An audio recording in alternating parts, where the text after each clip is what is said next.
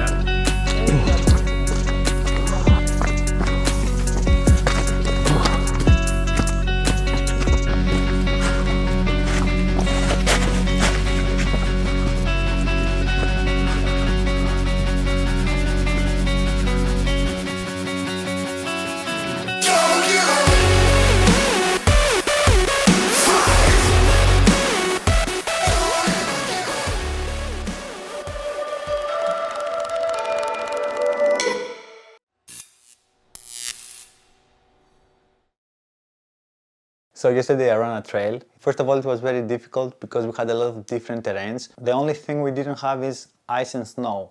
Other than that, we had everything that you can imagine in between. Mud, water, gravel, asphalt, like whatever you can imagine. Rocks, a lot of rocks. And when you push in order to run, you throw rocks behind, and this is very difficult and everything is unstable. Of course, you have to keep like safety distance from the people in front of you because they also throw rocks as they go behind them. At some point we had a small river and we had to cross it like 7 times, go from one side to the other all the time.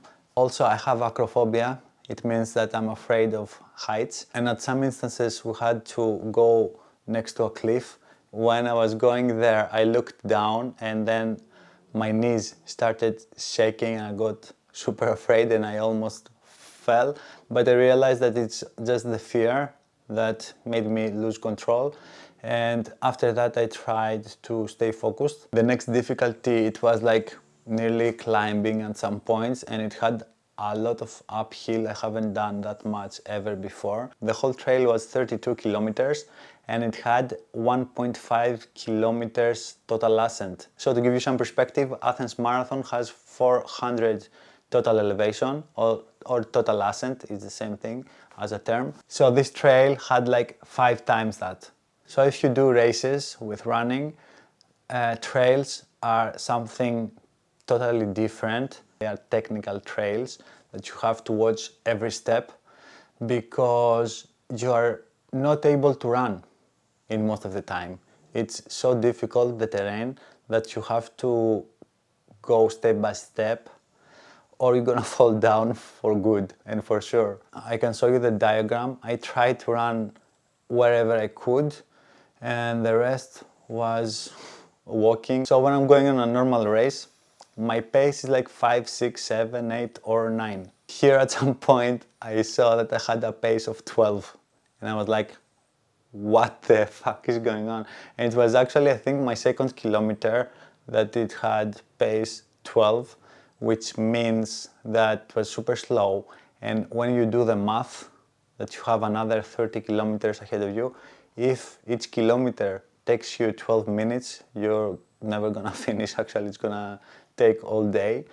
So that was weird and messing with my head, and I was trying to rush myself. But the difficulty was so high because I used different muscles and also different shoes. These shoes here, they have great grip, and if I didn't have these ones and I had my normal running shoes, I would have fallen like at least 8 times. So it was a wise choice to use these ones, but they have 0 cushioning and I'm used to have shoes that absorb everything, and these ones didn't absorb shit, so my knees got fucked up good. Today I can't really go up and down the stairs, it's super difficult for me. So the other thing that messed me up a little bit is that we had so much uphill and I was thinking that, okay, I'm slow climbing and I'm very slow going uphill, but when we have the downhill parts, I'm gonna run and it's gonna be perfect. But I couldn't run because it was super technical, and if you start running, you're just gonna fall down, break everything. It was very hostile, the environment. And going down, you have to be 10 times more careful, because if you fall going down, it's more difficult to grab something and stabilize yourself than if you are going uphill and your legs slip or whatever, you can grab immediately something and stabilize yourself. So going down, it was more difficult for me because I have the acrophobia as well, and I was extra careful. And this fucked me up because I was thinking that on the downhills I would run, like I would develop my speed and all this stuff, and it was impossible. So when I realized that I can't even run on the downhills, I was like, okay, this is gonna take very, very long. Long story short, I managed to finish.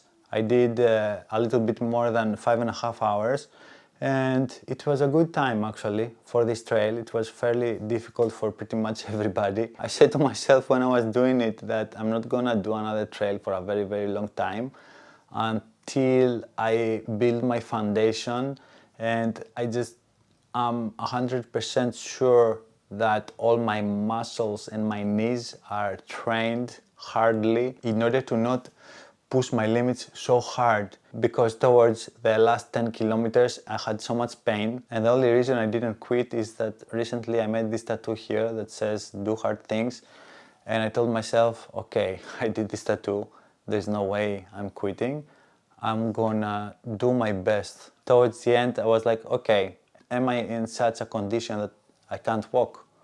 No, the answer was no all the time. So if I can walk, I can finish. And I kept going, and I kept going, and I kept going. Instead of a medal, we got this thingy. If you consider that most technical trails give either a medal that it's metallic or a bucket, that's a huge thingy that you put around your waist, and they gave us this one. I don't know, this thingy, it feels kinda cheap when you hold it. The trail is called Dirfys Trail, and we had a road trip to Evia. We stayed on a nice Airbnb. Yeah, I'm not going to a trail anytime soon. I think I will need to train at least a couple of years until I go to a trail again. But it was nice to find out that I can fight my acrophobia a little bit. If you've done trails, let me know down below which trails you've done, especially if you've done this Dirfys Trail at Evia in Greece. I would like to read your experience, and if it was that difficult for you as it was for me. Even though I will stay away from trails, I will keep doing hard things anyways. So I'll see you guys on the next one.